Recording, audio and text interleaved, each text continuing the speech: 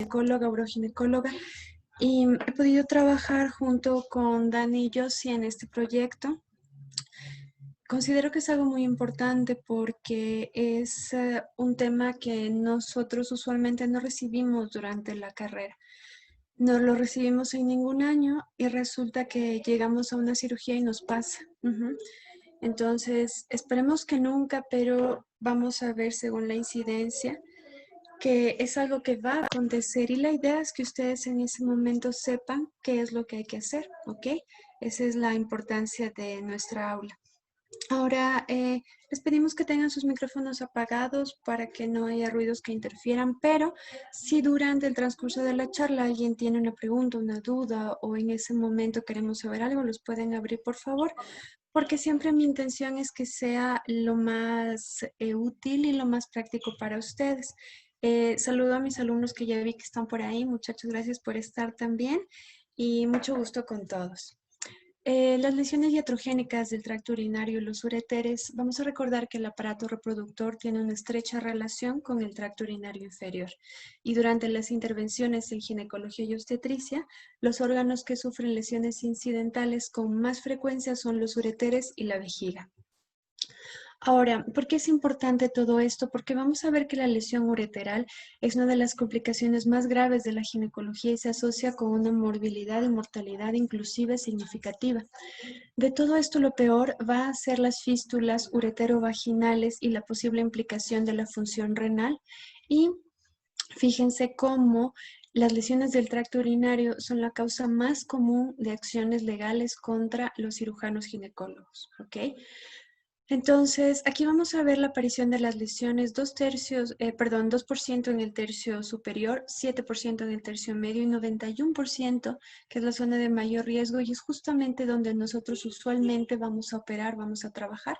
Y fíjense que esto puede terminar hasta con cosas muy serias que impliquen nuestra profesión, por eso es la importancia. Y identificar estas lesiones de manera oportuna va a ser indispensable porque una reparación tardía empeora el diagnóstico y el pronóstico. Hablando de los uréteres, recordamos que ellos miden aproximadamente 25 centímetros. Y algo que vamos a insistir a lo largo de esta charla es que ustedes siempre deben tener clara la anatomía.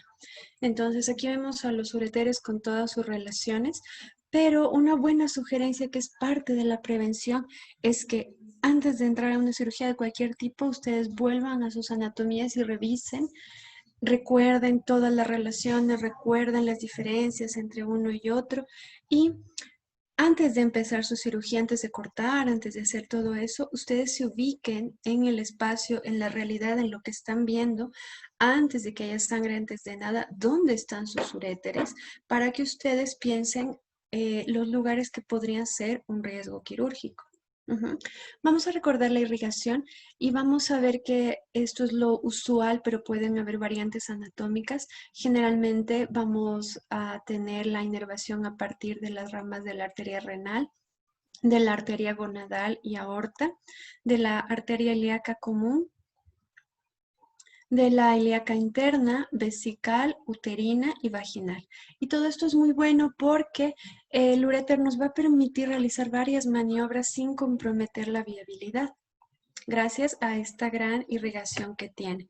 Recordando la histología, el uréter está hecho de 3 capas. Vemos aquí la capa muscular, la capa mucosa interna, la capa muscular con sus 3 tipos de fibras longitudinales, circulares, longitudinales y la capa adventicia. Pero que debemos acordarnos que tiene 3 capas. Esto es para el momento de la sutura. Ahora, ¿qué son las lesiones incidentales quirúrgicas? Son cualquier daño provocado en esta estructura que se realiza obviamente de manera no planificada y que va a ser reconocido durante o después del procedimiento quirúrgico. Algo de epidemiología, recordemos que en la cirugía ginecológica y uroginecológica vamos a encontrar el 75% de las lesiones ureterales, es decir, los que lesionan los ureteres somos nosotros.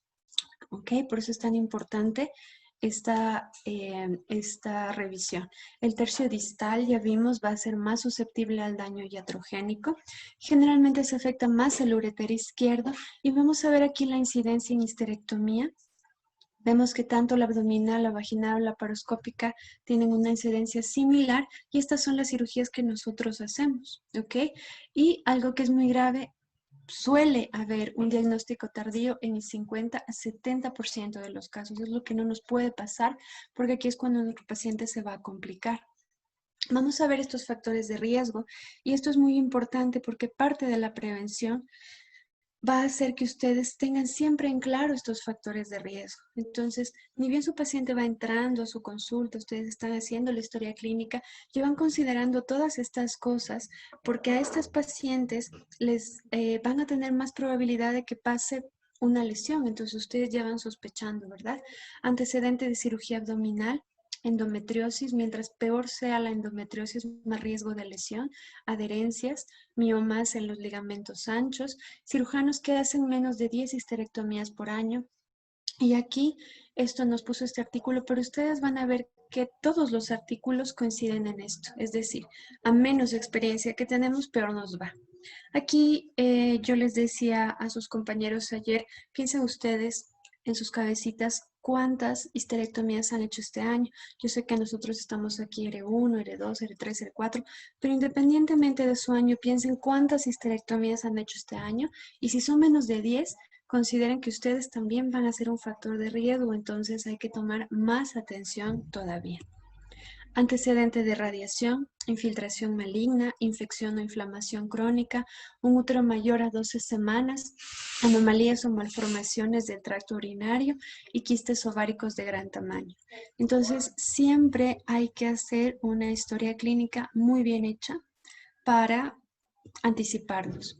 Ahora, hablando de la práctica de la obstetricia, vamos a ver que el sitio más frecuente de incidentes como una solución de continuidad de la cesárea va a ser a nivel de la arteria uterina. ¿Y cuáles son factores de riesgo en ese caso? La altura de la presentación fetal, un trabajo de parto previo a la cirugía, menos de 32 semanas, la rotura uterina, cesárea previa. Entonces, a más cesáreas, más riesgo. Las pacientes que tienen 3 o 4 cesáreas tienen un riesgo relativo que casi triplica lo que pasaría en la primera cesárea. Urgencia, hemorragia obstétrica y miren, nuevamente este artículo también habla de la habilidad del cirujano. Entonces, ustedes como eran mayores, saben que esta paciente tiene 2 cesáreas, 3 cesáreas, estos antecedentes que vimos, ustedes tienen la obligación de entrar para ayudar o supervisar esa cirugía y si somos seres menores o tenemos menos experiencia, entonces llamar al ERE mayor, ustedes dicen capaz que a esta paciente le puede pasar algo, entonces llamar al ERE mayor, llamar al tratante, hacer todo con más cuidado porque siempre estamos corriendo riesgos, ¿ok?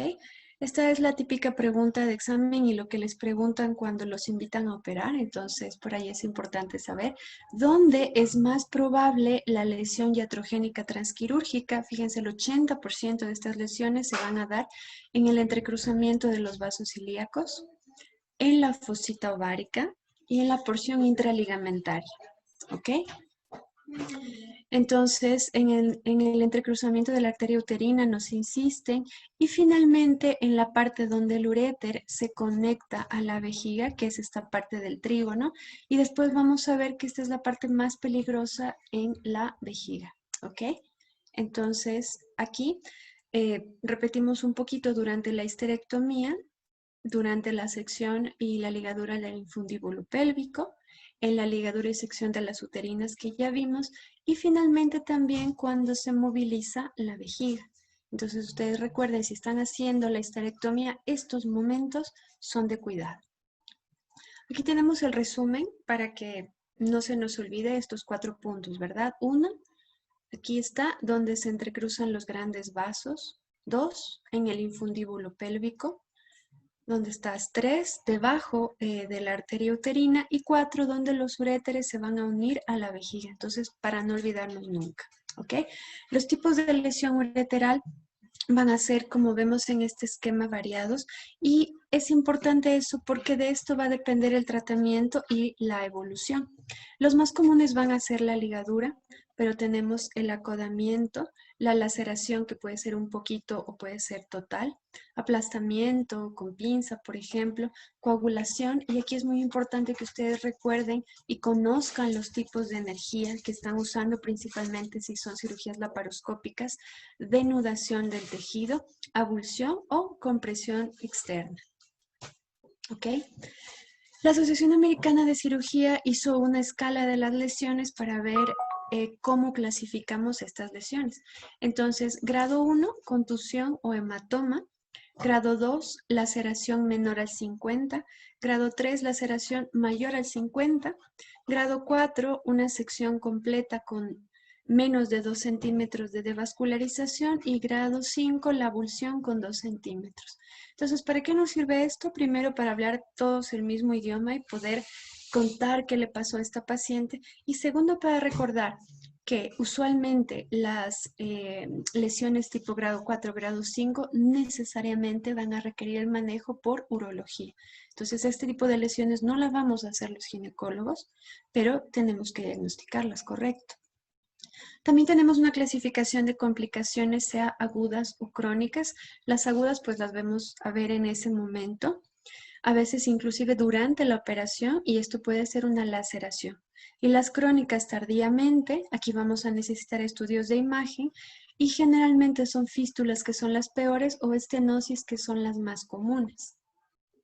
Muy bien, ¿qué es lo que va a pasar si se daña el uréter y nosotros no lo hemos diagnosticado? Hidronefrosis, atrofia, necrosis del uréter, salida de orina, estenosis, uremia, anemia, sepsis, y estas son las cosas por las que nos ponen juicio. Entonces hay que tener mucho cuidado porque son las complicaciones más severas que vamos a encontrar. Factores de riesgo, en cambio, para la formación de fístulas, que sea una lesión bilateral, que su paciente fume o una cirugía difícil o complicada que según este estudio habla de una distorsión anatómica, de un mayor tiempo quirúrgico o de un sangrado mayor a 1000 mililitros. Entonces, si alguna de las cosas que vimos antes, su paciente tiene factores de riesgo, es tercera cesárea, pasó una cosa, sangró un montón, entonces ustedes piensen, podríamos tener un riesgo. ¿Por qué? Porque no se veía, porque todo el mundo metía gasas, porque uno se asusta.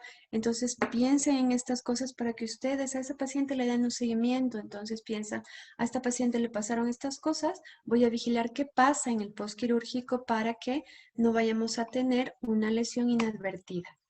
La clínica es muy importante, aunque recuerden que hasta un 46% de pacientes van a ser asintomáticos y siempre va a depender del tipo de lesión.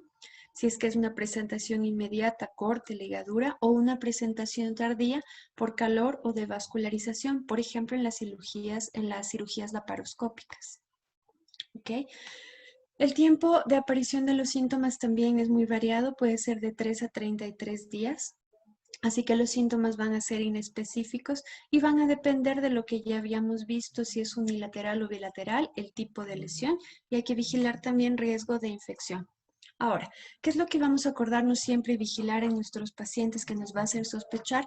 Pacientes con fiebre, pacientes con hematuria, dolor en flancos, distensión abdominal, formación de abscesos, peritonitis, híleo, urinoma, anuria posquirúrgica.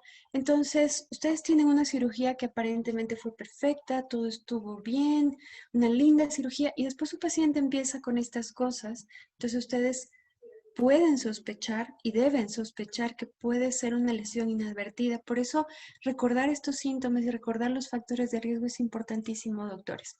Puede ser que su paciente venga después de unos días y les diga, siento la vagina mojada, siento que se me escapa la orina por la vagina. Ustedes saben, ya debían saber que su paciente tenía o no tenía incontinencia, entonces esto no es normal. Y nosotros hacemos la prueba, se pone un protector, por ejemplo, en la paciente y se confirma si en realidad es orina. Y este goteo urinario nos debe hacer sospechar siempre de una lesión o una fístula inclusive, y podemos encontrar hipertensión secundaria. Ahora, ¿cómo vamos a diagnosticar durante la cirugía? Depende del tipo de lesión, habíamos visto, y vamos a sospechar de una obstrucción por una ligadura, por ejemplo. Si sospechamos esto, nosotros debemos disecar el sitio quirúrgico para identificar el uréter y en teoría ver si este está permeable. Ahora, si nosotros no podemos hacer o tenemos dificultad para visualizar el uréter, entonces se colocan stents para asegurar el paso libre y la función renal ser preservada. ¿Ok? Entonces, nuevamente enfocarnos en la anatomía antes de la cirugía, identificar la anatomía en el momento de la cirugía, y si ya se está sospechando algo, hay que tratar de identificar el uréter bien bonito. Entonces aquí lo estamos viendo y con mucho cuidado. Y después vamos a hablar que hay que evitar todas las técnicas romas, eso de estar empujando con la gasita, de que todo el mundo está ahí con la mano. La técnica debe ser lo más limpia y lo más cortante para preservar la vascularización del uréter. Aquí, en cambio, esta es una paciente que ya tuvo una lesión. Fíjense, esto que se ve abierto es la vejiga. Entonces, como la vejiga estaba abierta, se aprovechó para colocar los catéteres y aquí vemos el catéter entrando por el uréter. Siempre debemos evaluar la viabilidad ureteral para decidir la conducta. Entonces, buscar signos de devascularización, ausencia de relleno capilar y falta de sangrado en los bordes, porque todo esto nos va a hablar de un tejido que no tiene buena calidad. ¿Cuáles van a ser los hallazgos sugestivos entonces de lesión en el uréter? Una inspección visual va a detectar 1 de cada 15 lesiones, por eso es que ante la duda vimos que hay que colocar los stents. Hay que identificar el uréter y seguirlo proximal y distal, ¿no es cierto?, al área que nosotros estamos sospechando que fue la lesión. Y recordar algo muy importante, que la peristalsis uretral o vermiculación no es una prueba válida de integridad, porque puede estar presente en 5 de 6 lesiones ureterales, y fue lo que ellos encontraron en este estudio. Entonces, tenemos que identificar lo mejor posible al uréter. Ahora, la hematuria va a ser encontrada en el 50-75% de los casos de lesión, así que tampoco podemos usarlo como mejor predictor. La ausencia de orina vamos a notarla cuando es una sección ureteral completa, y visualización directa de líquido en el campo quirúrgico. Entonces, estamos ahí, vemos orina, pues sospechamos. A veces no estamos seguros porque no se ve, porque hay mucho sangrado. Entonces, ¿qué hacen ustedes? Una creatinina en líquido. Piden una creatinina en ese líquido, y si los valores son mayores a 20 o 30 sobre el plasma, ustedes confirman que eso es orina y ya tenemos la lesión. Para ayudarnos en el diagnóstico, porque a veces no va a ser tan evidente que es orina, podemos utilizar colorantes. Por ejemplo, tenemos aquí la inyección intravenosa de índigo carmín o azul de metileno, o 10 a 20 miligramos de furosemida durante 5 a 10 minutos. Entonces, nosotros, ¿qué vamos a ver? Fíjense, el tinte en la sonda Foley, pues la orina se ve azul. Y si fuera una laparoscopía, vamos a notar aire en el sistema colector. Y inspeccionamos el campo quirúrgico y vamos a ver la extravasación del tinte. Entonces aparece ahí ese azul y ya sabemos que algo pasó. ¿Qué va a ser muy importante en nuestro diagnóstico? El uso de la cistoscopía. Aquí podemos ver que la visualización directa del flujo ureteral. Entonces, aquí pueden ver el meato, y esta especie de turbulencia que aquí se ve amarillita es la salida del chorro de orina. Entonces, si nosotros vemos la salida del chorro de orina, esto es muy importante. Y aquí ustedes deben tener una técnica muy depurada para realizar la cistoscopía, y por eso es que parte de nuestro estudio quiere demostrar cómo deberían enseñarnos cistoscopía a los ginecólogos, por lo menos cistoscopía diagnóstica, antes de graduarnos, ¿ok?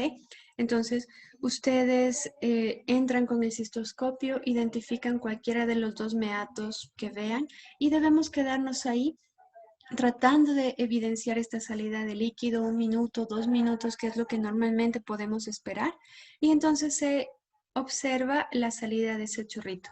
Después de eso, y con cuidado, ustedes se van a movilizar para ver el meato contralateral y volver a esperar hasta identificar el chorro. Esto es muy importante, les decía, de la técnica, porque a veces pasó que vieron 2 veces el mismo uréter y pensaron que estaba todo bien. Entonces, ustedes deben saber cuál es el que están viendo de acuerdo a la posición de su cistoscopio para tener la seguridad de que están identificando los dos ureteres. También en la cistoscopía podemos utilizar para ayudarnos índigo carmín intravenoso para visualizar los chorros ureterales y eso lo hacemos con 25 miligramos de fluoroceína de sodio al 10% o fenazopiridina vía oral en 100 a 200 miligramos preoperatoriamente. Entonces vamos a ver el chorro, pero lo vamos a ver pintado, entonces es más fácil de identificar. Y con todo esto entendemos que la cistoscopía de rutina va a ser rentable si la lesión ureteral local, es decir, de nuestro centro, supera el 1.5%. Ahora, considerando que prácticamente todos nuestros hospitales son docentes, todos deberían tener cistoscopía. Y algo que yo les recomiendo siempre es que si ustedes van a entrar a una cirugía en la que se haga cistoscopía por cualquier motivo, ustedes hablen con la persona que está haciendo para que les deje hacer la cistoscopía a ustedes, porque debemos salir como ginecólogos con práctica en cistoscopía. Mientras más cistoscopías hagan, aunque sean cistoscopías diagnósticas, va a ser mucho mejor. Algo que también aquí es importante es que, por ejemplo, a veces ustedes dicen en mi centro no tenemos azul de metileno, no tenemos fluoresceína, no tenemos nada. Entonces, ¿qué podemos hacer? Hay opciones que por su facilidad e inclusive porque son muy económicas, son más fáciles de hacer. Este es un secretito. Por ejemplo, la fenazopiridina es muy fácil de conseguir.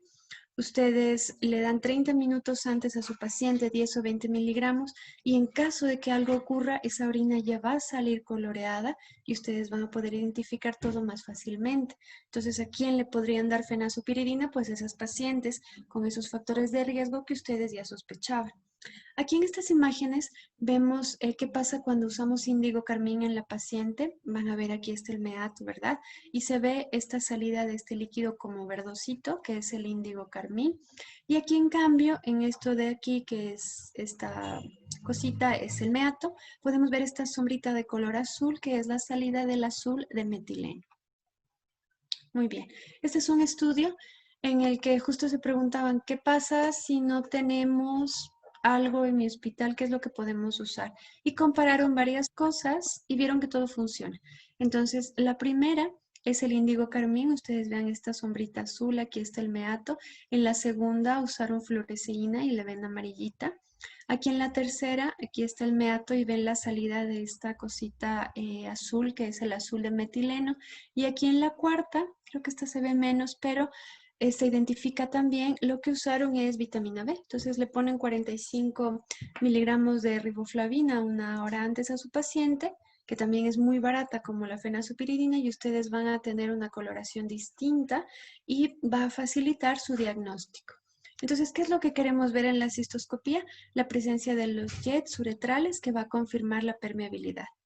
Pero si no vemos eso en uno o en ambos, o vemos el flujo anormal, o está retrasado, o está lento, ustedes ya están 3 minutos y no sale, sale despacito, sale con sangre, entonces ustedes saben que van a requerir una evaluación adicional y en ese caso ya llaman a los urólogos para que coloquen los catéteres ureterales que van a ser necesarios. ¿Sí? También en la cistoscopía vamos a evidenciar, ya que se hayan identificado los dos meatos, la salida de burbujas o de orina teñida con sangre. Acuérdense, eso también va a indicar una posible lesión. ¿Qué más podemos utilizar? Y ustedes dicen, no hay cistoscopio en mi unidad, entonces podemos utilizar la ecografía Doppler, que es una alternativa, y vamos a evaluar también la presencia de los jets y la velocidad de su salida. Entonces, fíjense, aquí estaba el humeato, y con el Doppler color ustedes pueden identificar la salida de los jets como estos chorritos. Entonces dice, todo bien. La ecografía también nos va a ayudar para la colocación de los catéteres y ante la sospecha de lesión ecográfica, porque de todas maneras no es un diagnóstico absoluto, vamos a solicitar una pielografía retrógrada. Hablando de la piel retrógrada, ¿qué vamos a identificar? Extravasación del material de contraste o defectos de llenado por obstrucción.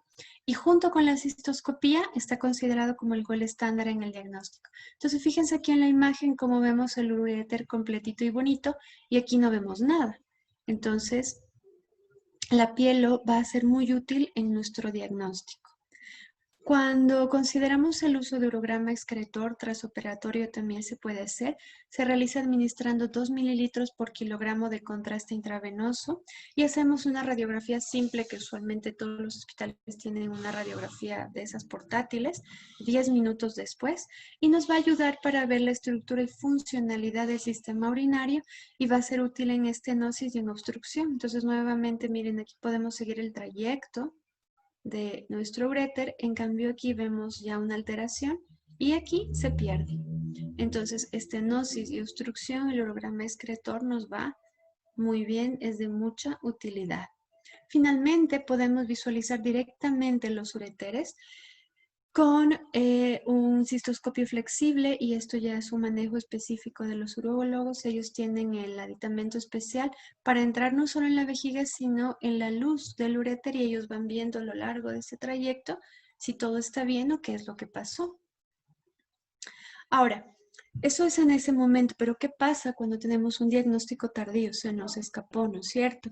Los hallazgos tardíos van a tener signos indirectos y pueden aparecer 48, 72 horas o después del procedimiento primario y sospechemos siempre con las cosas que vimos antes y cuando haya hidronefrosis, ascitis o ausencia de los chorros que ya habíamos visto en la vejiga. El urograma excretor va a ser muy útil en esos casos porque va a requerir el llenado correcto del sistema colector para su opacificación completa y si ustedes no ven perfecto de los dos lados, entonces es el diagnóstico de una lesión. Y esto va a ofrecer la visualización inmediata de la totalidad del sistema urinario, por eso es que es muy usado.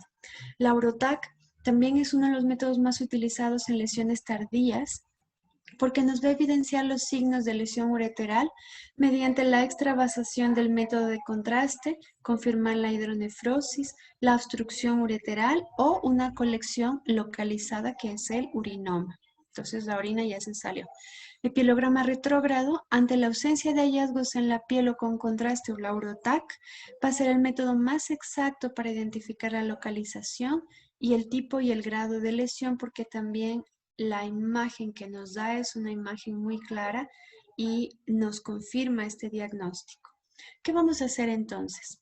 Lo primero, y les insisto nuevamente, es conocer la anatomía. Entonces les repito, un día antes de esa paciente que ustedes ya saben que es la paciente con 3 cesáreas, con placenta acreta, la paciente diabética, la paciente obesa, la paciente con endometriosis, ustedes sueñan si es posible el día anterior con la paciente, piensan todas las cosas que podrían pasar para que no pasen, sospechan, tienen listo el contacto con el urólogo, tienen listo el contacto con el área mayor, con el tratante, los teléfonos de todas las personas que podría llegar a necesitar para que en ese momento ustedes no estén en las carreras y en los sustos y sin saber a quién contactar, ¿no es cierto?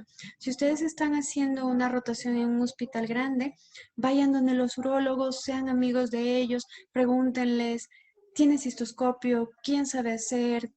Tienen un área mayor, la guardia del día tal que le voy a operar a mi paciente, tienen catéteres aquí o la paciente compra, para que en caso que llegue a pasar, ustedes le llaman y ya tienen las cosas listas y eso nos ayuda a evitar muchas veces complicaciones.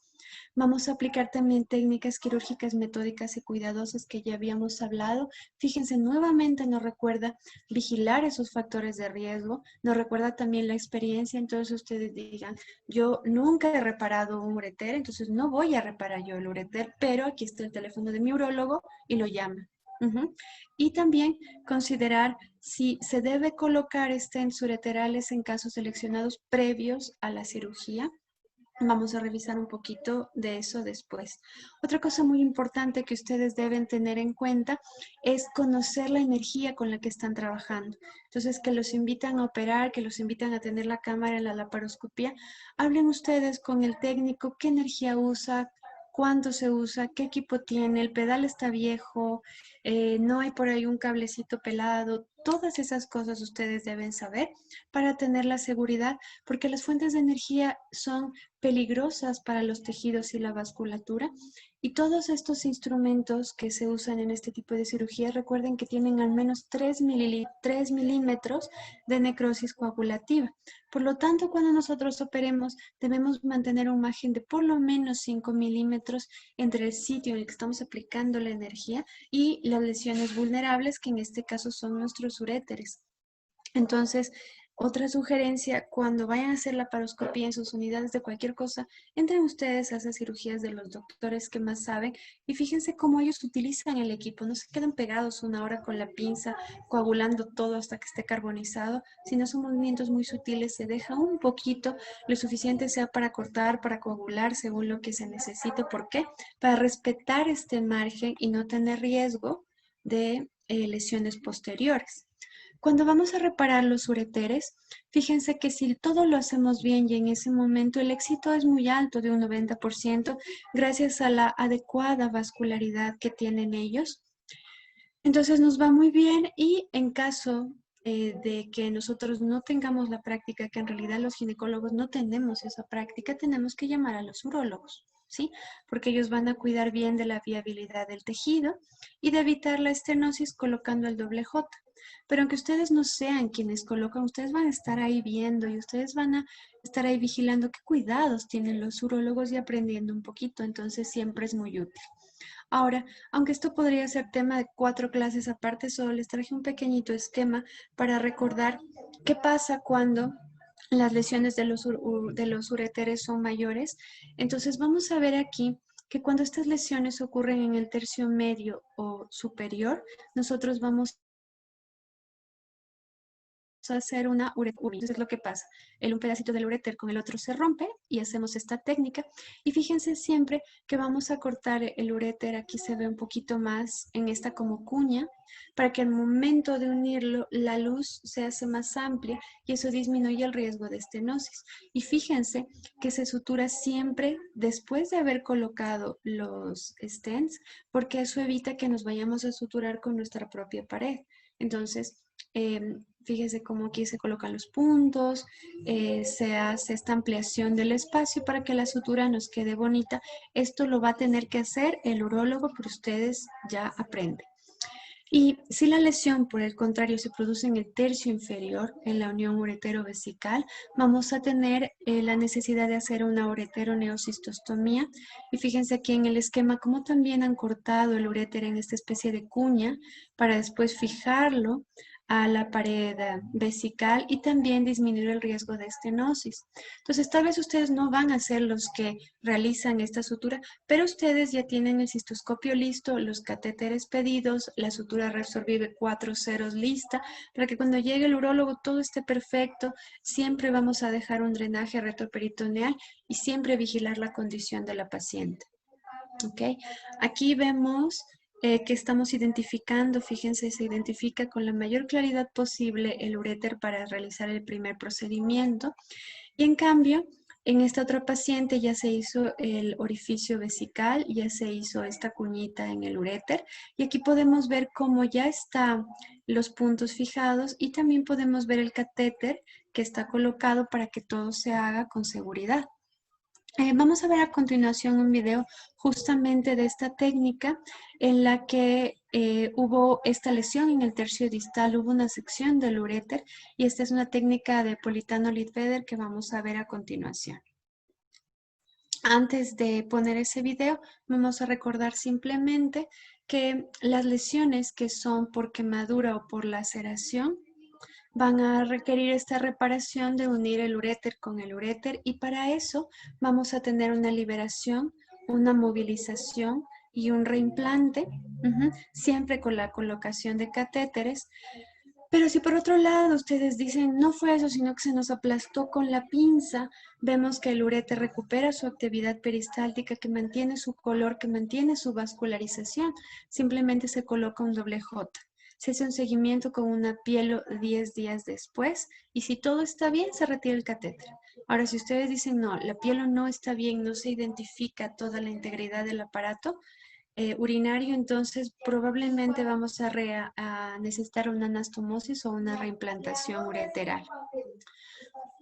Nuevamente les recuerdo antes del video, tal vez nosotros no vamos a hacer la reparación, pero esa paciente era nuestra y nos va a quedar a nosotros. Entonces, los urólogos la ven y se van, pero ¿qué es lo que tenemos que hacer con esa paciente? Tener mucho cuidado para que mantengan el drenaje cerrado 4 o 5 días. Entonces, en esa paciente es lo que ustedes tienen que estar ahí entregando en la guardia, hablar con auxiliares y con enfermería para que no le vayan a quitar la sonda, entregar a la paciente, a sus seres menores, mayores, al tratante, para que todos sepan que es una paciente que hay que vigilar.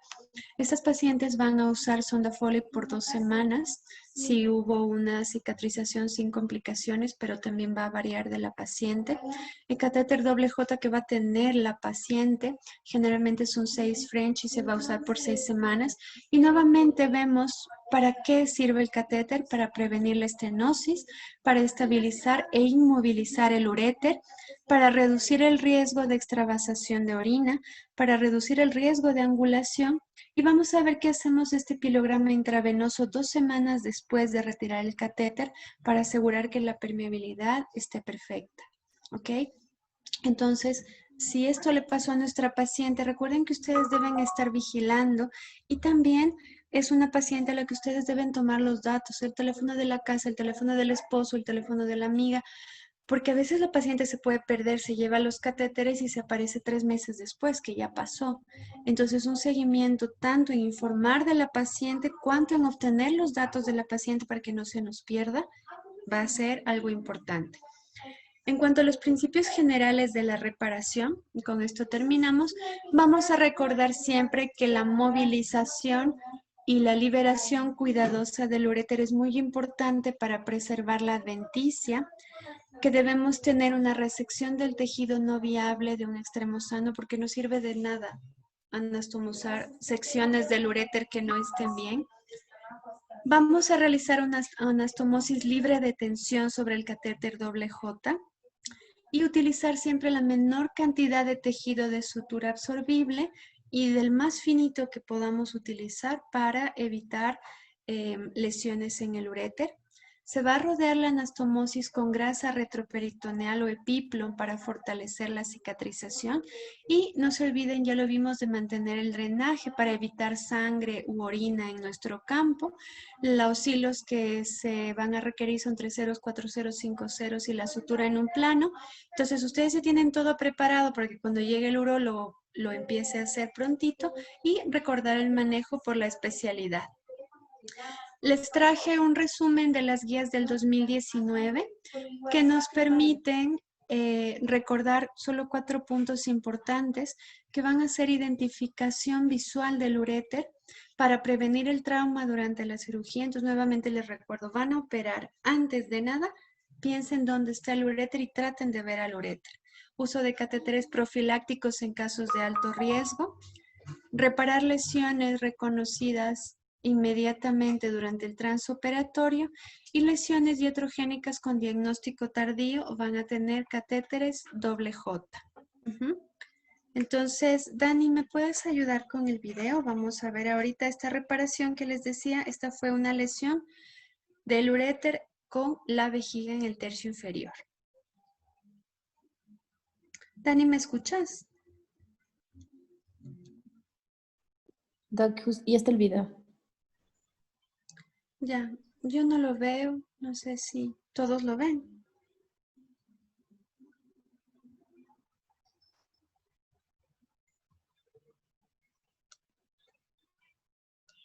Ya estoy compartiendo. ¿Sí le ven el video? Sí, Yo sí no ve, lo Dani. veo. No Sí, sé sí si se me ve. O sea, aún no lo pones play, pero para ver si es que ya se ve. Ya le pongo play. Ureteroneosistostomía con técnica de Policano Libre.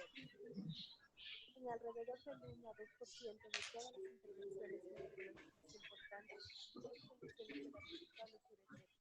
El 75% de estas lesiones tienen lugar durante la cirugía.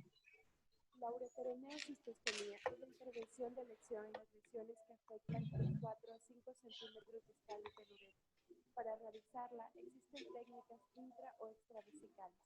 Las modalidades para llevar a cabo este procedimiento son diversas, cuando se selecciona cada caso en particular. En 1958, Politano y Liebfeder describieron una de las técnicas antirreflujo más difundidas. Presentamos el caso de una mujer de 37 años con 5 gestas y 2 cesáreas, quien posterior a esterectomía obstétrica por atonía uterina presenta dolor lumbar y hematuria macroscópica. Al inicio de la cirugía y en caso de que el extremo ureteral proximal tenga un segmento inviable, es preciso escindirlo. El segmento ureteral distal se liga a la vejiga con una sutura permanente.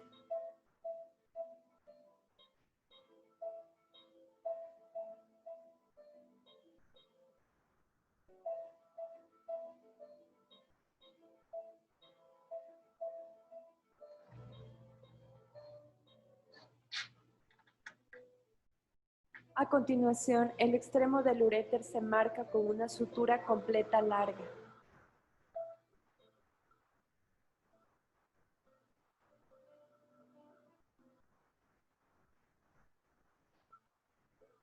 Se realiza una cistostomía extraperitoneal en la cúpula de la vejiga y se desplaza la base de la vejiga hacia el extremo del uréter lesionado.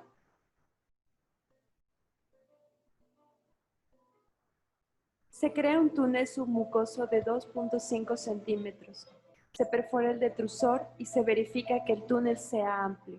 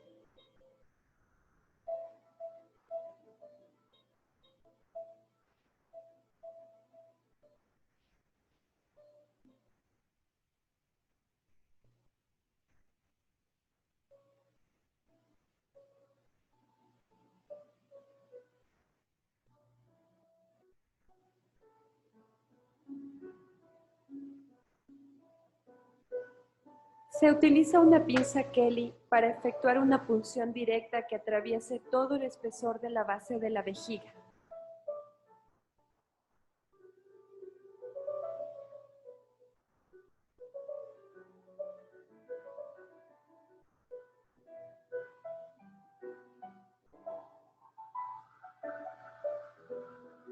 Se introduce el extremo distal del uréter en la cavidad vesical a través del túnel.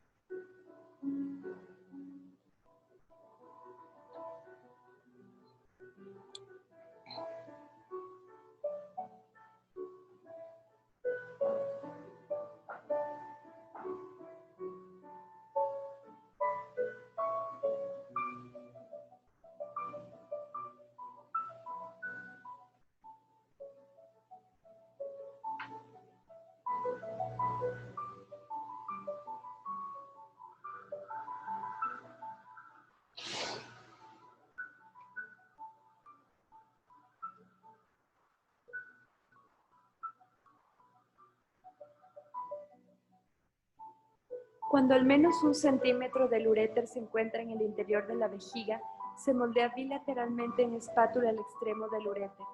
Esto a través del área menos vascularizada en una longitud de 10 milímetros.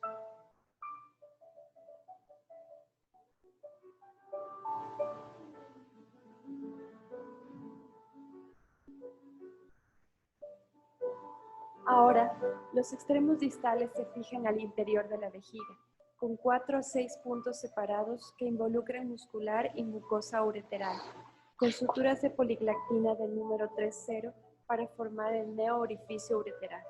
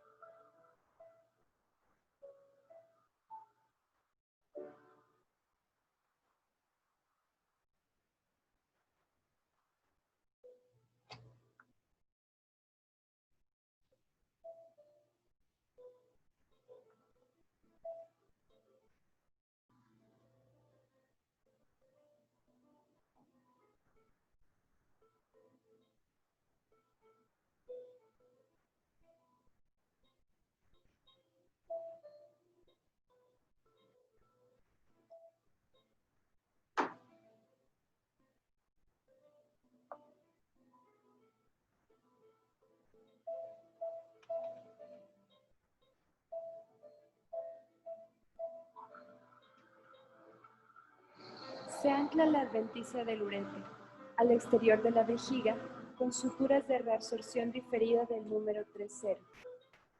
Es muy importante no aplicar tensión sobre el uréter y la vejiga en el lugar de la ureteroneocistostomía.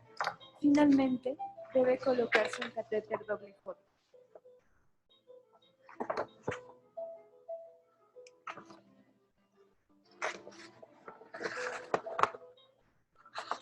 Cuidados en la técnica de Politano Lifedo. Enfatizar la necesidad de una buena conservación de la vasculatura arterial del uréter para minimizar las complicaciones urológicas mayores como extravasación y obstrucción urinaria. El túnel intramural debe iniciarse siempre cerca del piso vesical para prevenir la angulación del uréter cuando se distiende la vejiga. No lesionar la adventicia del uréter distal, realizar la técnica sin tensión para evitar isquemia y necrosis y colocación de catéter doble J al finalizar el procedimiento.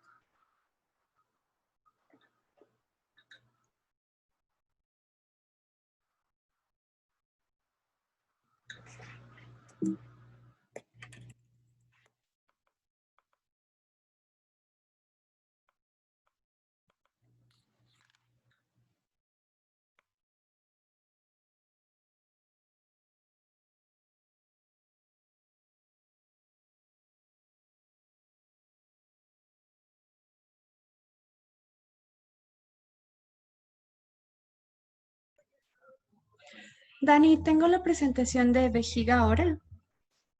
Sí, doctora. Ya. Muy bien, doctores. Por si acaso alguien tiene alguna pregunta, quiere saber alguna cosa.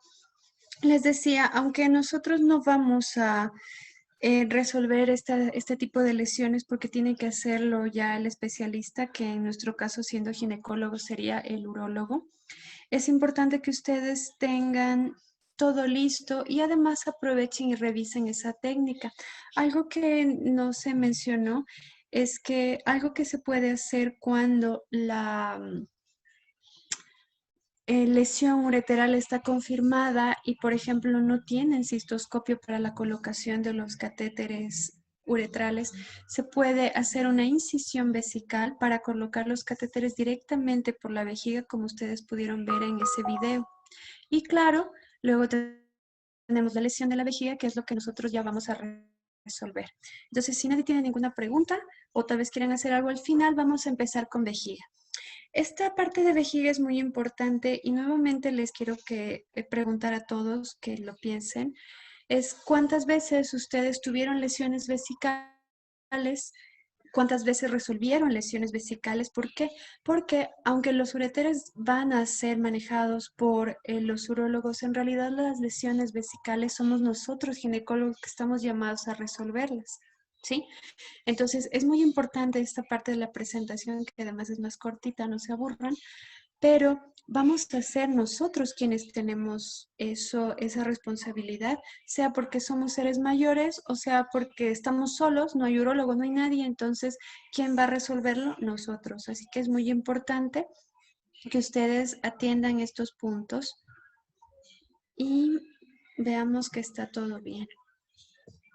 Espérenme que no puedo avanzar en la presentación. ¿Qué pasó?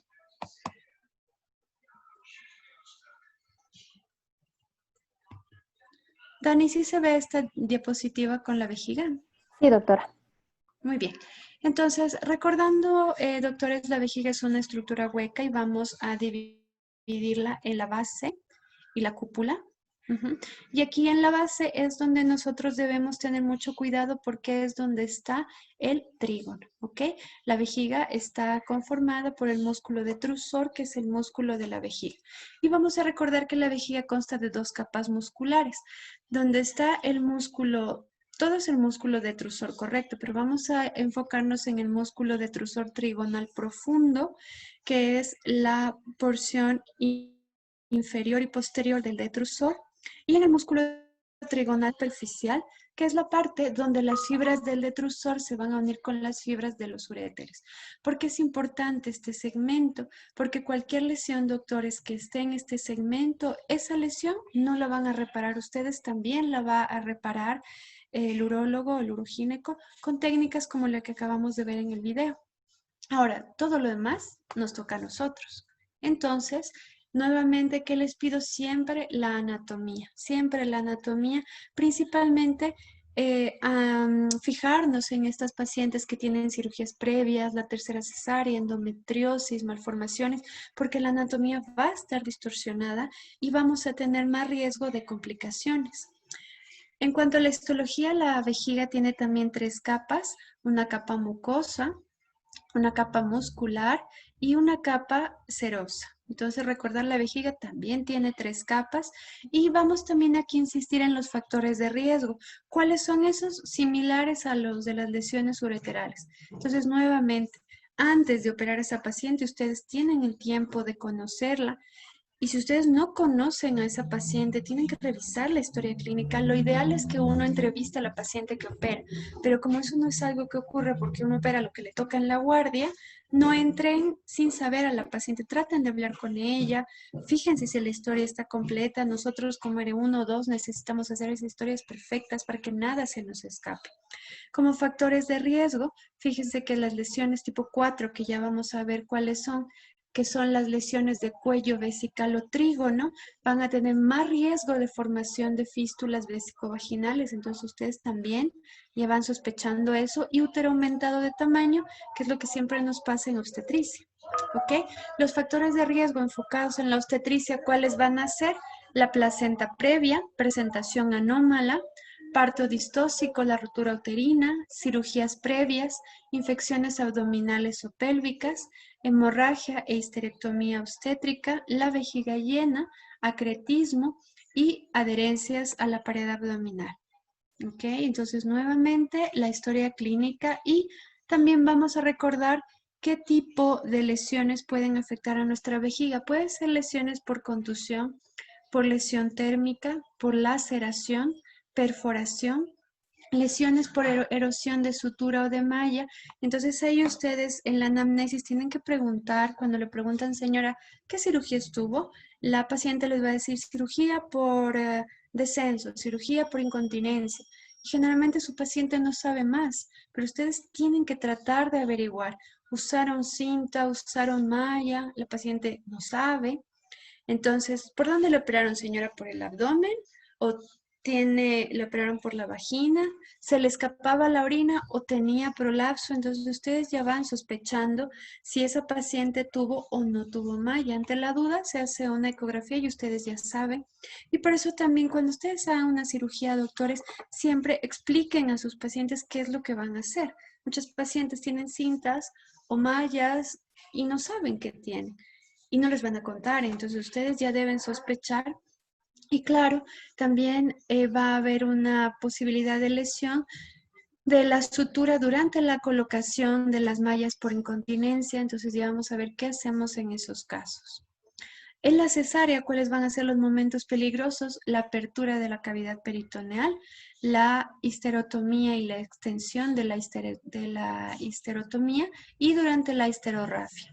Y claro, siempre que nosotros vayamos a estar en relación con la vejiga, entonces aquí nuevamente les recuerdo, eso de empujar la vejiga con la gasita no se hace porque vamos a lesionar la pared, porque vamos a lesionar los vasos. Entonces la técnica es siempre cortante, no técnica Roma y con mucho cuidado. ¿Ok? Complicaciones también en la parte vesical van a ser las fístulas. Las fístulas vesicovaginales se asocian a lesiones no identificadas principalmente por devascularización y daño térmico. Y fíjense que una lesión del tracto urinario durante la histerectomía laparoscópica puede producir un 3.4% de fístulas. Entonces, si entran a la laparoscopía, mucho cuidado nuevamente con la energía, que esto ya lo habíamos recordado. También los gringos hicieron su sistema de escalas, entonces, ¿qué dice? 1, contusión o hematoma. 2, laceración intraperitoneal, menor a 2. 3, extraperitoneal menor a 2 o extraperitoneal mayor a 2 o intra menor a 2. 4, laceración de la pared vesical intraperitoneal mayor a 2. Y 5, laceración de la pared vesical que afecta al trígono o al cuello. Entonces, en esta clasificación, ¿cuál es la que nosotros no vamos a tratar? La 5. Si el trígono está involucrado, si el uréter está involucrado, deben llamar al urólogo. ¿Ok? Signos y síntomas también importante porque para sospechar. Entonces, hematuria, oliguria, anuria. Fíjense, una cosa es interesante sobre la hematuria y es que, doctores, toda lesión vesical va a tener hematuria, ¿ok? Pero no toda hematuria significa lesión vesical. Entonces, por eso nosotros debemos estar siempre vigilantes cuando vemos hematuria y siempre sospechar, ¿ok? Dolor en hipogastrio, íleo, irritación peritoneal por extravasación de orina, distensión abdominal, puede haber obnubilación por uremia, peritonitis química, cuando ya se nos pasó el diagnóstico, ¿verdad? Entonces, ¿cómo vamos a diagnosticar la lesión vesical? Nosotros vamos a identificar deformidad en los bordes de la vejiga. A veces de plano ya se ve el globo, ¿verdad?, de la sonda en el campo operatorio, o vamos a identificar escape de orina en la cavidad abdominal. Aquí, pues, ya ven la sonda y ya. Pero a veces no va a ser tan fácil, entonces, ¿cómo nos ayudamos? También podemos utilizar azul de metileno, solución salina o gas. Cuando en esas lesiones no identificadas o difíciles de localizar, ¿por qué? Porque la paciente sangró mucho, porque estaba todo pegado, porque tenía endometriosis, porque no vimos bien. Entonces, en esas lesiones que ustedes sospechan pero que no ven bien, utilizamos una distensión vesical con 200 a 250 de azul de metileno o gas. El gas puede ser dióxido de carbono. Y vamos a visualizarse en forma directa o laparoscópica que la extravasación del contenido y adelgazamiento de la pared vesical. Entonces, esto nos ayuda al diagnóstico. ¿Qué otra cosa nos ayuda para aquellas lesiones no evidentes, pero que nosotros podemos sospechar? Nuevamente, la cistoscopía. Entonces, otra razón que nosotros los ginecólogos nos deberían graduar haciendo cistoscopía, y eso es lo que nosotros queremos también demostrar en este estudio. La cistoscopía nos va a ayudar a visualizar las paredes vesicales. Entonces, miren, ven las paredes vesicales, que estén bonitas, que no haya sangrado. También hay que ver los meatos, detenernos en los meatos, esperar 2 minutos en cada uno, hasta 3 minutos para ver si hay salida de líquido, porque también podría haber un compromiso ureteral, ya vimos. Y a veces se ven lesiones claramente como aquí que ya se nos pasó esta sutura, ¿no es cierto? Cuando en este caso de lesiones que no se van a ver directamente. La cistoscopía se va a realizar con un lente de 70 grados y aquí yo les hablaba nuevamente, es importante que ustedes conozcan el cistoscopio de su centro. Entonces, yo les contaba ayer que la primera vez que llevaron un cistoscopio éramos R2, me acuerdo, y claro, no lo hicimos nosotros, lo hizo el tratante, pero como no sabía manejar bien, dobló no sé qué cosita y ahí se acabó la cistoscopía y nuestra enseñanza. Entonces, para que eso no nos pase, ustedes fuera de cirugía, fuera de todo, van donde el auxiliar y le dicen que les enseña a armar el cistoscopio porque hay distintos tipos. Siempre el cistoscopio hay que manejar con mucho cuidado. Si ustedes están forzando algo, significa que eso no va ahí. Entonces aprendan a usarlo porque luego resulta que nadie sabe cómo armar el cistoscopio. Y pregunten también qué lente es el que están usando, el lente de 0, el lente de 30, el lente de 70. Para este caso nos sirve el lente de 70, que es un lente que ustedes saben, eso estábamos viendo con nuestros R3, Nos ayuda a ver hacia adelante, justo al frente, un poquito abajo y un poquito como para atrás, para ayudarnos en la visualización de las lesiones. Entonces, si les preguntan, ¿qué lente, doctor? Pues pidan el de 70, ¿ok? Se puede realizar la cistoscopía sea transuretral o suprapúbica. Vamos a visualizar directamente la lesión. Aquí vemos la lesión, aquí vemos la sutura y vamos a visualizar nuevamente los ureteres bilateralmente para ver si esta lesión puede involucrar el trígono. Y recuerden también que la cistoscopía es el método ideal para inspeccionar la vejiga. Fíjense aquí en esta pared la vejiga se ve rosadita, pero ustedes ven esto más rojo porque esto es sangre. Entonces esta es una lesión que está activa, está sangrando en ese momento, diagnosticada por cistoscopía. Aquí les traje un caso clínico chiquito y fue una paciente de 26 años, gestas 2, cesáreas 2. A ella la operaron por acretismo placentario, nuestros ginecólogos, y todo estuvo perfecto. Pero un poco después de la cirugía apareció hematuria y después de la cesárea nos llamaron.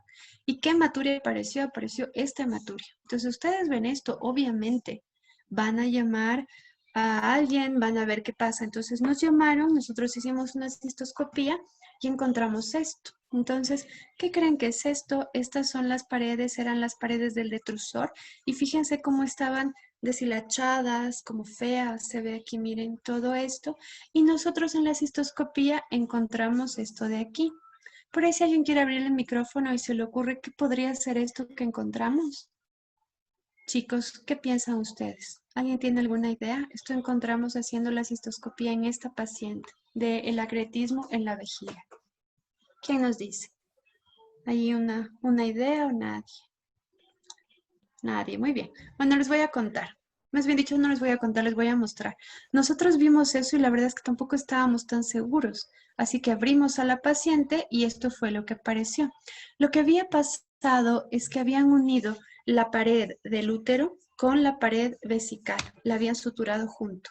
Cuando nosotros entramos, claro, teníamos esta herida que era una herida de más o menos 3 centímetros y encontramos toda esa cosa blanquita de aquí y eso era Surgicel. Entonces habían puesto Surgicel que ustedes ya saben para la hemostasia bonita y todo uno pone, pero habían puesto el Surgicel en realidad en la vejiga y eso fue lo que vimos por cistoscopía. Y claro, después de un ratito que ya abrimos la vejiga, y identificamos claramente la puntita de la sonda aquí y nosotros reparamos esta lesión como ya vamos a ver. Aprovechemos esta imagen para que ustedes recuerden que siempre que van a reparar la vejiga tiene que estar con los bordes bonitos, sangrantes, claros, limpios. Entonces ustedes tienen que tener muy claro ese campo para que la sutura sea correcta. Entonces fíjense, esto nos pasó y nos llamaron y esto, por ejemplo, ustedes lo podrían resolver sin problema. ¿Ok? Pero la cistoscopía nos ayuda mucho en el diagnóstico. Cuando hacemos cistoscopía de rutina, porque no se puede hacer cistoscopía siempre, en procedimientos de prolapso y de incontinencia. ¿Ok? Entonces, cuando nosotros tenemos procedimientos de prolapso y de incontinencia, fíjense primero que la anatomía va a estar distorsionada por el tipo de prolapso que sea. Ustedes ya saben diagnosticar bien su prolapso. Entonces, en esa paciente que van a operar al prolapso, que les invitan a operar, primerito ustedes preguntan, ¿tiene cistoscopía sí o no? O sugieren o piden, llaman al urólogo porque dicen tal vez a esta paciente le puede pasar algo. Entonces recuerden, procedimientos de prolapso y de incontinencia, teóricamente siempre deberíamos tener cistoscopía. ¿Cuándo más? En la colocación de cinta vaginal sin tensión. Con los R3 y los R4 estamos viendo ahorita la colocación de cintas, ¿verdad? Y habíamos visto cuándo TBT, cuándo TOT, todo bien. Teóricamente, y nosotros que estamos en formación, deberíamos hacer cistoscopía siempre, porque queremos ver que todo esté bien y de paso practicar la cistoscopía. Pero les cuento que cuando la cinta que vayan a colocar sea una cinta TBT, esa cinta obligatoriamente debe tener cistoscopía. ¿Ok? Obligatoriamente. Entonces, si ustedes les invitan a operar y no tienen cistoscopia, mejor ni vayan, porque algo raro puede pasar ahí. Y al otro día un amigo decía, el que no hace cistoscopía en una cinta TBT o es muy valiente o es muy burro. Entonces yo decía, es muy burro. ¿Por qué? necesitamos siempre proteger a nuestro paciente y ver que la cirugía sea perfecta por la seguridad del paciente y por nuestra seguridad de médicos. Entonces, colocación de cinta sin tensión, especialmente si es TBT, no puede faltar la cistoscopía. También la vamos a usar en colposuspensión, obviamente en la suspensión vaginal del ligamento uterosacro, en culdoplastia. Entonces, estas son las cirugías que ustedes no dejan de hacer cistoscopía. Ahora, aquí Pico, que esto es del 2018, miren, nos dijo también por qué hacer cistoscopía. Porque la probabilidad de lesión en una cirugía de popo de incontinencia va a ser del 11 al 38%. Y ellos recomiendan, también Cohen recomienda la cistoscopía universal en cirugía de POP, excepto la colpo posterior, porque pues no está relacionada con la vejiga, y siempre que se hace cirugía de cinta medio uretral, que eso es importante. ¿Ok? Ahora, ¿qué más nos va a ayudar en nuestro diagnóstico? Perioperatoriamente, la identificación del volumen vesical se puede hacer por ultrasonido y nos va a mostrar la presencia de líquido libre en la cavidad abdominal o pélvica. Sin embargo, no vamos a considerar también estos como hallazgos suficientes, hay que complementar el estudio. ¿Cuál es el gol estándar? La cistografía retrógrada. Aquí en la cistografía, recuerden, doctores, que hay que hacer una distensión con 350 mililitros para tener una buena precisión diagnóstica. Acuérdense ustedes que el músculo vesical está hecho para resistir presiones. Entonces, ¿cuál es un error aquí que nos da un falso negativo? Que ustedes utilizaron menos de 350 mililitros, entonces la vejiga se quedó tranquilita. Aunque había una lesión, no se escapó el medio de contraste y ustedes piensan que está todo bien. Entonces, sugerencia, cuando vayan a hacer este estudio, ustedes bajan donde el imaginólogo que va a tomar las placas y preguntan, doctor, ¿con cuánto le está haciendo? Y si le dice 350, ustedes están tranquilos. Si no, vigilamos, ¿verdad? ¿Qué vamos a identificar?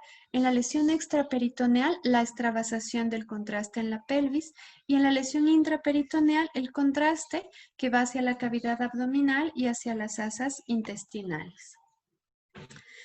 También podemos utilizar esto ya en la parte del diagnóstico postquirúrgico porque se nos pasó, ¿no es cierto? No lo detectamos, no lo vimos. La Urotac es muy útil por lo que habíamos mencionado antes, que es proporcionar la información completa del tracto urinario. Entonces, miren nuevamente aquí esta imagen y comparen con la imagen contralateral, son muy diferentes. Y está indicada sobre todo para el diagnóstico de lesiones tardías. El manejo. Recordando aquí que el manejo es muy importante porque la gran mayoría de veces nos toca hacer a nosotros y porque la gran mayoría de veces podemos estar solos. O si ustedes son los seres mayores, a ustedes les van a llamar cuando otros rompen la vejiga y ustedes deben saber qué hacer. Primero, prevención. Entonces, nuevamente, miren, conocer la anatomía, la del libro y la del paciente, ¿ok? Tener en cuenta los antecedentes de la paciente, entonces ustedes ya saben todo de esta paciente y fijarse que los bordes de la vejiga, si no están claros, pueden poner un poquito de líquido o un poquito de gas para ver realmente dónde se debe iniciar. Porque a veces se va a ver linda la vejiga, pero a veces ustedes no ven nada, eso parece un infierno, entonces ustedes dicen, ¿dónde empiezo? ¿Qué hago? Utilizan algo que nos ayude, ¿ok? ¿Qué más podemos hacer para prevenir las lesiones, además de verificar los factores de riesgo? Les recuerdo que la disección cortante es importante para separar la vejiga del útero, entonces nada de gasitas, recuérdenlo. Identificar las estructuras y cuando se trata de histerectomía vaginal va a ser muy útil la infiltración local o la hidrodistensión para separar, entonces se pone un poquito de solución. Se hace una especie de colchoncito de agua y eso nos da seguridad. Y también podemos utilizar 5 mililitros de colorante en la vejiga y quitamos la sonda, o mejor pinzamos la sonda, y si algo pasa en la vejiga, el colorante sale y ya nos avisa que algo nos ha pasado. ¿Cuándo hacemos esto? Pues en esos pacientes de riesgo, en esas pacientes irradiadas, en esos pacientes con endometriosis que ustedes dicen, tal vez pase algo y no lo note. Aplicamos 5 mililitros de colorante, nos va muy bien. ¿Qué es importante también en la reparación vesical? Separar el tejido no viable de la lesión. Entonces, ustedes lo ven feo, quemado, deshilachado, horroroso, le cortan un poquito. Y recuerden, los puntos no deben involucrar la mucosa porque esto va a favorecer la formación de litos vesicales si la sutura no se reabsorbe. Vamos a aprovechar aquí estas dos imágenes. La primera es para recordar que debemos tener el campo bien bonito para ver lo que estamos haciendo. Entonces, aquí llaman a la buena enfermera, llaman a la otra enfermera, llaman al tratante, al área mayor, al área menor, a gente que ayude de verdad y con mucho cuidado. Y piensen que puede que haya mucho sangrado, entonces mucho cuidado con las gasitas, las compresas, las cosas, porque ahí es cuando se nos olvidan cosas dentro. Entonces tengan mucho cuidado y alguien debe estar organizando. Y ustedes como ginecólogos generalmente son los jefes de la cirugía, entonces asignan a cada quien su papel y que todos ayudan, pero que no estorben, ¿verdad?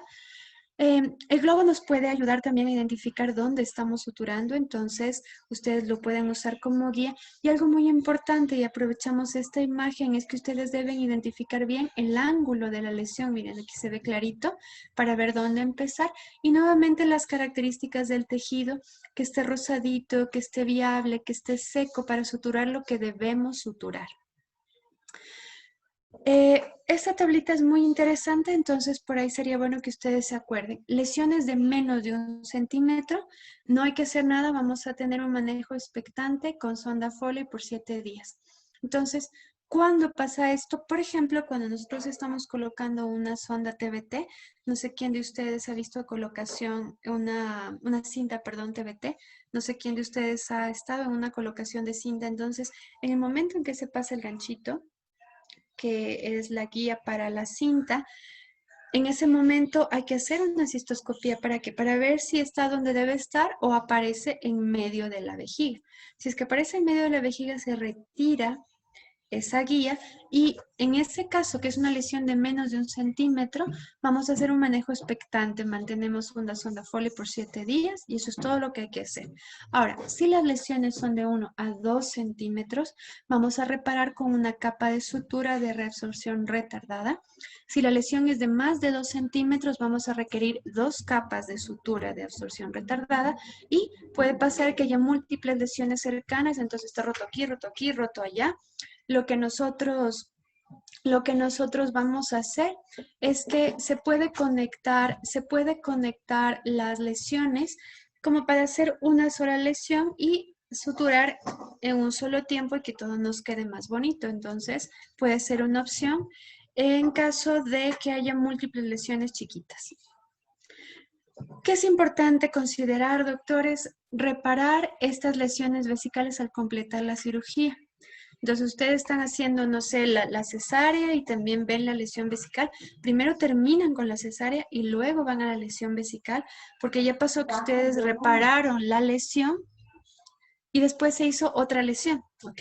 Entonces, si todo está estable, si la paciente está bien, terminan la lesión, la cirugía inicial y vamos a hacer la cirugía de la reparación.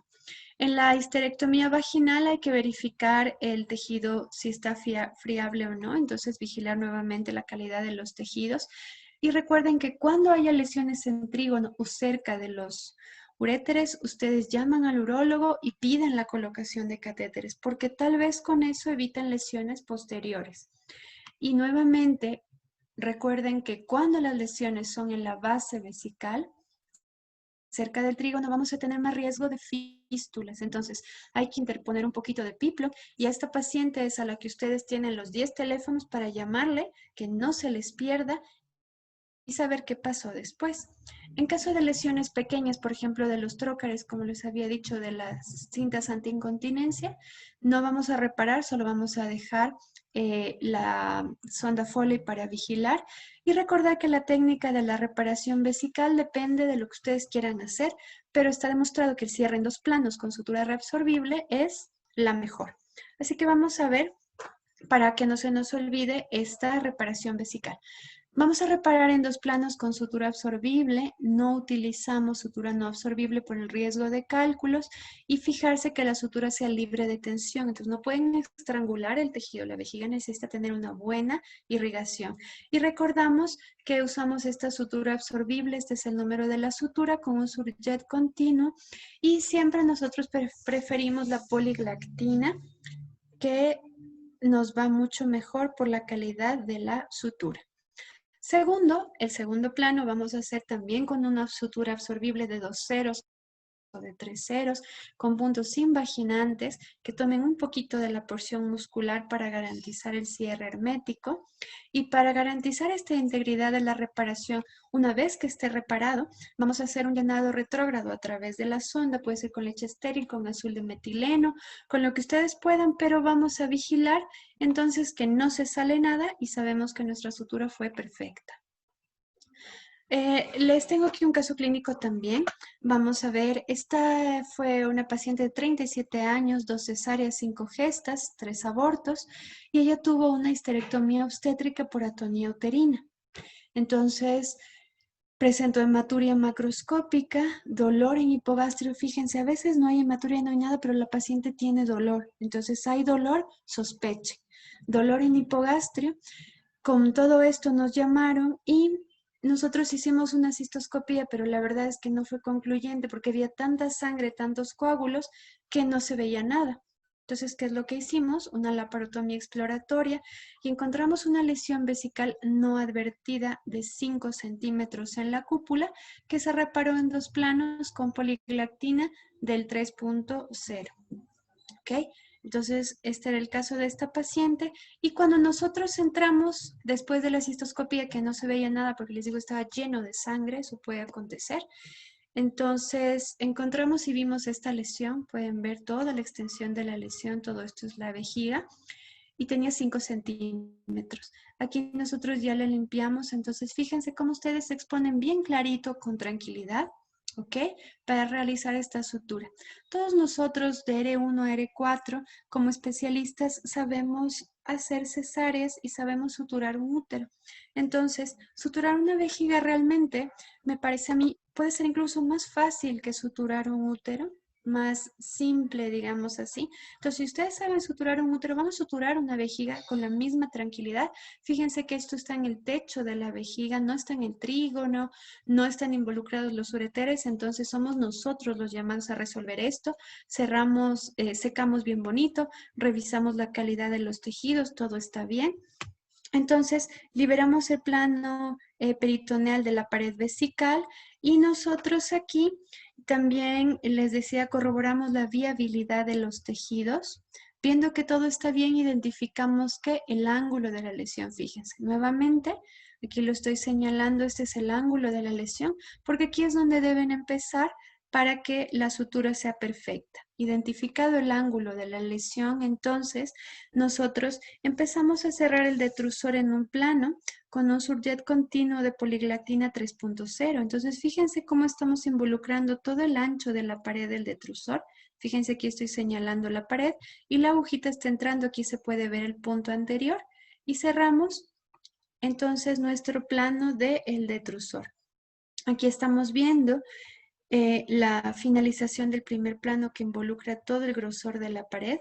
Y algo que importante que ustedes deben recordar es que hay que cerrar la lesión más allá de su máxima extensión un poquito. Entonces, miren, la lesión se acaba aquí, se puede ver, ¿correcto? Y ustedes van a cerrar un poquito más. ¿Para qué? Para garantizar la hemostasia, la integridad del cierre, para garantizar que quede impermeable, que quede perfecto. Aquí nosotros vamos a ver ya la realización del segundo plano. El segundo plano también lo hicimos con poliglactina 3.0. Entonces fíjense que aquí tenemos esta sutura que es como una guía en el ángulo y aquí ya estamos empezando el segundo plano. Fíjense que el segundo plano debe imbricar el primer plano. ¿Para qué? Para que esta sea una sutura que se haga sin tensión, para que la vejiga mantenga toda su vascularización perfecta. Entonces aquí ya vemos el segundo plano. Aquí ya falta este pedacito. Y aquí nosotros vamos a revisar la hemostasia. Vemos que todo está bien. Vamos a terminar el segundo plano de la sutura. Y finalmente, nosotros después de que hemos hecho la reparación, que vemos que está todo perfecto, llenamos esta vejiga con 300 centímetros de solución salina. ¿Para qué? Para verificar el cierre adecuado. Entonces ustedes ponen la solución por la sonda, ven que todo está perfecto y se termina. Y esto, doctores, es algo que es muy importante porque les repito, esto nosotros vamos a hacerlo. ¿Sí? A esta paciente se le dejó alta, obviamente con un drenaje por 2 semanas y después de esas semanas, viendo que la orina estaba limpia, que no había sangrado, se retiró la sonda Foley sin complicaciones y sin pérdidas de orina. Eso fue lo que pasó con ella, entonces le fue muy bien. También cuando nosotros hagamos esta reparación, que debemos recordar el catéter, como les había dicho. Entonces deben dejar esta sonda y en caso de que hubiese un sangrado muy excesivo, ahí dejamos un catéter suprapúbico, pero si no, el catéter transuretral nos sirve perfectamente. Y aquí en la última imagen vemos antes de cortar las guías cómo el cierre fue perfecto. En caso de que la lesión vesical se haga durante la colocación de la cinta mediouretral, nosotros ya sabemos que no debemos suturar, pero debemos confirmar cómo nos fue con la cistoscopía. Entonces, este era un caso de una paciente que se colocó una cinta mediouretral. Hicimos la cistoscopía con el lente de 70 grados después de pasar el trocar y nos encontramos con todo esto, que no es nada más que la cinta metida en la vejiga. Entonces retiramos el trocar, retiramos este material, que ustedes pueden ver que todavía en el sitio de la lesión había un poquito de sangrado. Nos quedamos viendo, deja de sangrar y por eso no requiere un cierre primario, pero sí requiere una sonda Foley, al menos por 24 horas. Hay quien lo deja hasta por 7 días, pero va a depender de cada paciente y de cómo ustedes vean la orina, la calidad de la orina. En el manejo posquirúrgico, recuerden que esta paciente es suya y ustedes le deben hacer el seguimiento. ¿Qué va a pasar con la sonda? Vamos a dejar siempre sonda vesical en las reparaciones de lesiones de más de 2 centímetros y en este caso debe ser una sonda de 3 vías con un lavado continuo. ¿Por qué? Porque ese lavado continuo va a permitir que no se acumulen los coágulos, que la vejiga pueda tener este reposo vesical, lo cual va a disminuir la distensión, la posible dehiscencia. Ajá. Y nos va a permitir ver si la orina en realidad está saliendo clarita porque ya se lavaron los coágulos o que sigue sangrando y nosotros podemos sospechar que algo no está bien. En lesiones menores a 2 centímetros no dejamos sonda de 3 vías, sino la sonda usual. ¿Ok? Que es también importante aquí recordar el tiempo del uso del catéter que les había dicho depende de la localización y de la naturaleza de lesión. Los estudios no se ponen de acuerdo, pero como una norma vemos que si fue una lesión por una TBT que se les pasó, 24 horas después todo está bien, no necesitamos más.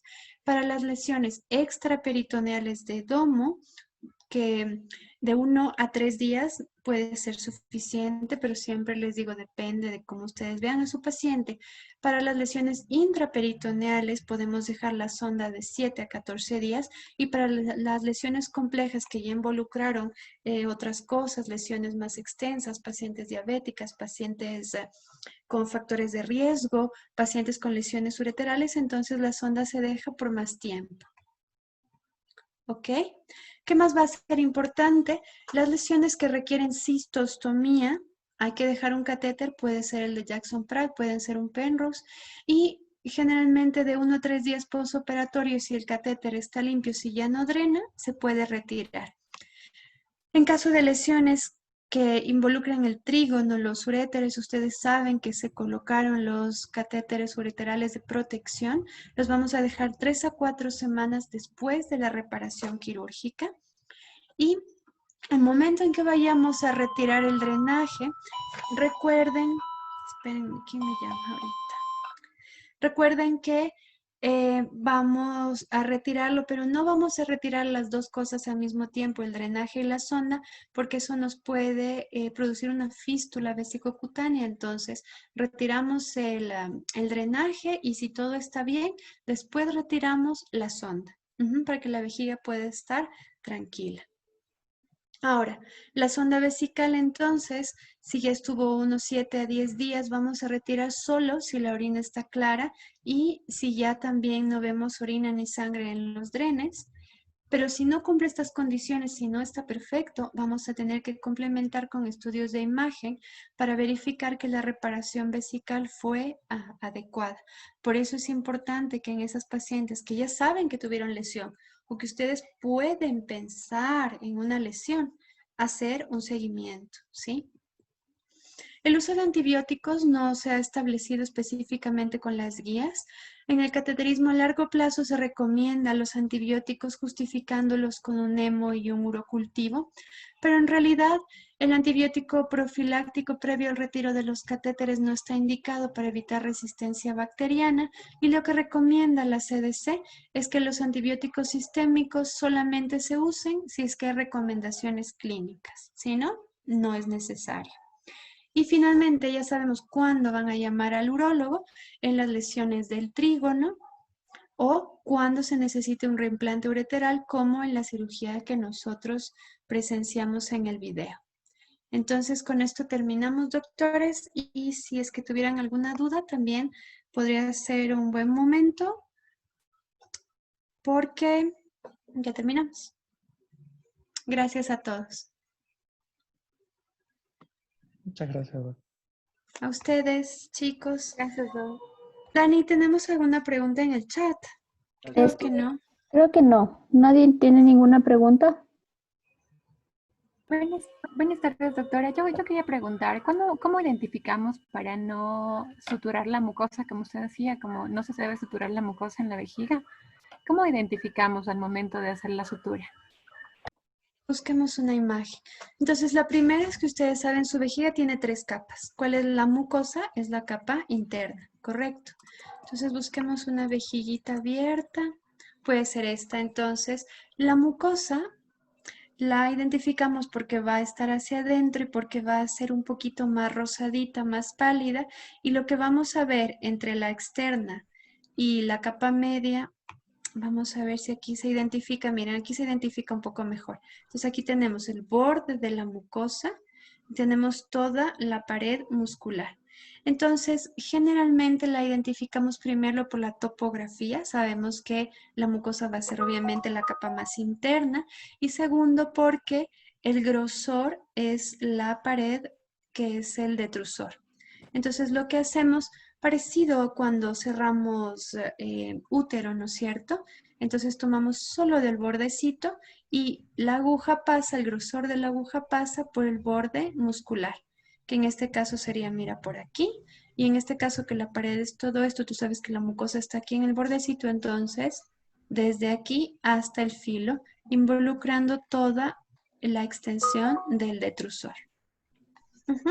Entonces, ¿qué es importante aquí? Que ustedes están viendo, que ustedes estén identificando. Si todo está sangrando, no sé, si ustedes no ven nada, si tienen las gasas ahí. Entonces, primero deben exponerse su campo perfecto. Aquí yo puedo perfectamente identificar que el ángulo, la calidad del tejido, la viabilidad. Si esta parte está dañada, pues podemos hacer una pequeña sección. Y entonces yo puedo ver aquí el grosor. Miren, en esta partecita de la foto, por ejemplo, se ve claramente el detrusor. La segunda capa va a involucrar la parte externa, pero el primer punto sin mucosa, esta partecita de la pared. Esa sería la forma. En realidad, con que su vejiga esté sequita y ustedes vean bien, es lo único que necesita. Entonces ahí se pueden apoyar también, por ejemplo, mira, aquí también se puede ver, la mucosa está de este lado, aquí está el back y lo que ustedes van a suturar es el grosor de la pared del detrusor. Pero tienen que verlo claro, tienen que exponerse bien porque si no, no hay forma de que ustedes identifiquen el tejido. Esa es la forma. ¿Qué más, chicos? ¿Quién quiere saber algo? Muy bien, creo que no. Doc, yo tengo una pregunta. Por favor. En relación a la sutura de los puntos, ¿es preferible? Yo me fijé en unas imágenes de las cuales usted las puso. ¿Es preferible hacerlas continuas o cruzado? Bueno, lo que nos dice la guía, vamos a poner aquí otra vez el dibujito, depende mucho de cómo tú veas el punto. Si hay una parte que está sangrando, puedes hacer un punto más hemostático, digamos así. Pero normalmente tú haces un surjet continuo. Entonces, un surjet continuo en el primer plano y también en el segundo plano, pero con puntos invaginantes.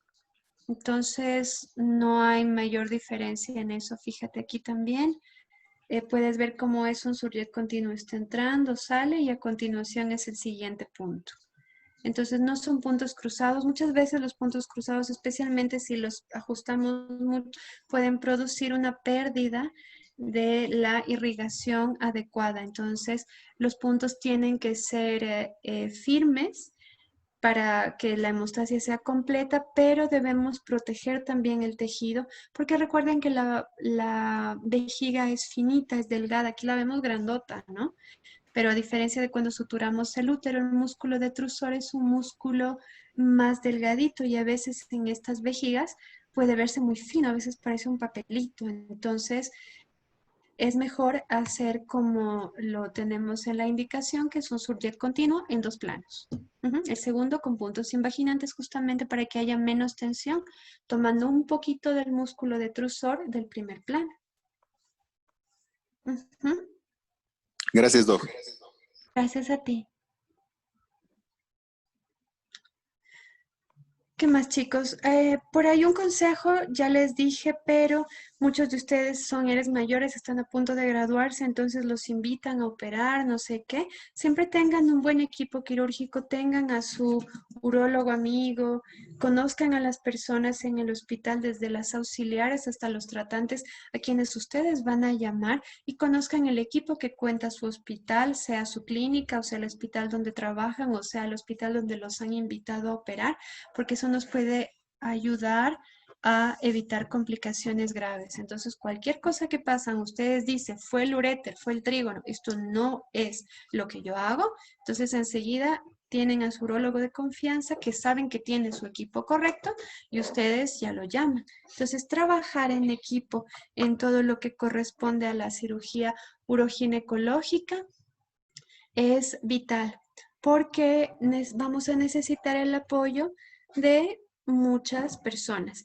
Y recuerden que a estas pacientes, las que están con catéteres, las que tuvieron lesiones, ustedes deben estar en contacto con el urólogo para saber qué manejo tienen. Después de que pasó todo, ustedes hablan con la paciente, le explican lo que pasó, le explican lo que tienen y ya le dan la interconsulta con urología que va a seguir el manejo de los catéteres, y hablan con el urólogo para que cuando el urólogo retire los catéteres, ustedes estén ahí y de paso aprenden cómo sacar los catéteres.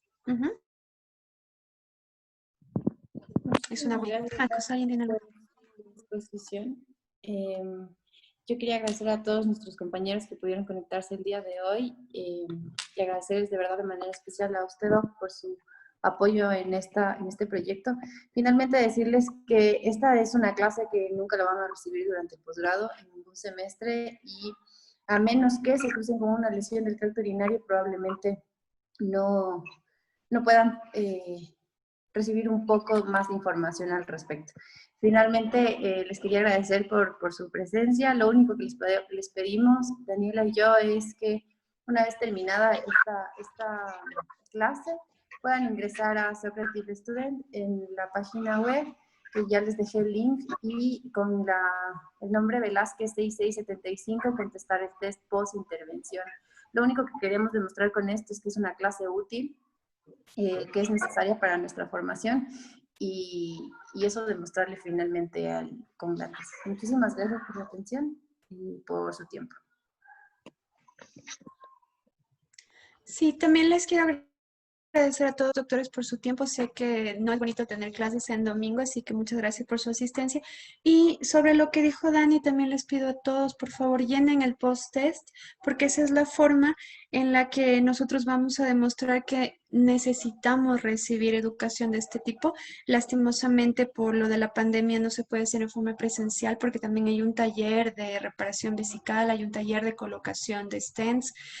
Pero si ustedes llenan el test y nosotros demostramos que necesitamos, merecemos esta clase, entonces nos ayudan al 100%. Entonces les agradezco nuevamente por su tiempo, y claro, si tuvieran alguna duda posterior o algo, se pueden comunicar con Daniela, con Yossi, mis alumnos también que están aquí. Les agradezco nuevamente a todos, chicos, y ustedes saben que estamos en contacto, y la idea es siempre apoyarnos, porque todos somos ginecólogos, entonces queremos que nunca pase, pero que si esto llega a pasar, entonces estemos preparados para el diagnóstico y en caso de vejiga para el tratamiento. Entonces les agradezco otra vez a todos y buenas tardes. Gracias Dani, gracias Josie. Gracias, Doc. Gracias, compañeros. Voy a ver dónde se cierra que nunca puedo. Espera.